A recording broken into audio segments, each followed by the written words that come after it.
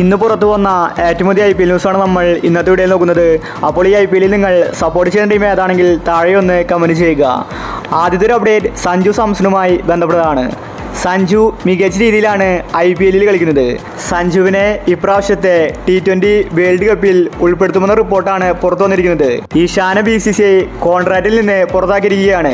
അതുകൊണ്ട് ഇപ്രാവശ്യം സഞ്ജു ആയിരിക്കും വേൾഡ് കപ്പ് ടീമിൽ ഉണ്ടായിരിക്കുന്നത്. മെയിൻ കീപ്പറായിട്ട് ഋഷഭ് പന്തിനെയും പരിഗണിച്ചേക്കുമെന്ന റിപ്പോർട്ടാണ് പുറത്തു വരുന്നത്. സഞ്ജു ബാക്കപ്പ് കീപ്പറായിട്ടായിരിക്കും ടീമിലുണ്ടായിരിക്കുന്നത്.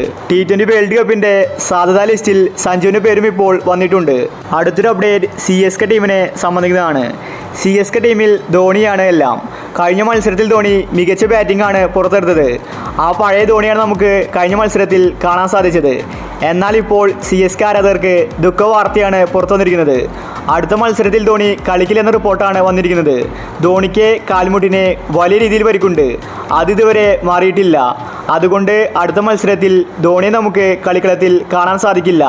ധോണി ഇല്ലാതെയായിരിക്കും CSK അടുത്ത മാച്ചിൽ ഇറങ്ങാൻ പോകുന്നത്. ധോണി കളിച്ചില്ലെങ്കിൽ CSKയുടെ കീപ്പർ ആരായിരിക്കുമെന്നത് ചോദ്യചിഹ്നമാണ്. ധോണിക്ക് അത്രയും പരിക്ക് കാൽമുട്ടിനുണ്ട്. അതുകൊണ്ട് താരത്തിന് 2-3 മാച്ചിൽ റെസ്റ്റ് വേണമെന്നാണ് പറഞ്ഞിരിക്കുന്നത്. അടുത്തൊരു അപ്ഡേറ്റ് പാണ്ഡ്യയുമായി ബന്ധപ്പെട്ടതാണ്. കഴിഞ്ഞ 3 മാച്ചിലും മുമ്പേ തോറ്റിരിക്കുകയാണ്. പാണ്ഡ്യ മോശമായിട്ടാണ് സഹതാരങ്ങളോട് പെരുമാറുന്നത്. പ്രത്യേകിച്ച് കോച്ചായ മല്ലിംഗയ്ക്കെതിരെ. മല്ലിംഗ ഷെയ്ക്കിന് കൊടുത്തപ്പോൾ പാണ്ഡ്യ അത് ഏറ്റുവാങ്ങിയില്ല. മല്ലിംഗയെ പാണ്ഡ്യ തട്ടി നീക്കുകയാണ് ചെയ്തത്.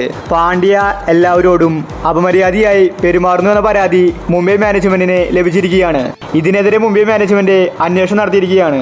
പാണ്ഡ്യയ്ക്ക് ഇപ്പോൾ കർശനമായ വാർണിംഗ് ആണ് മാനേജ്മെന്റ് കൊടുത്തിരിക്കുന്നത്.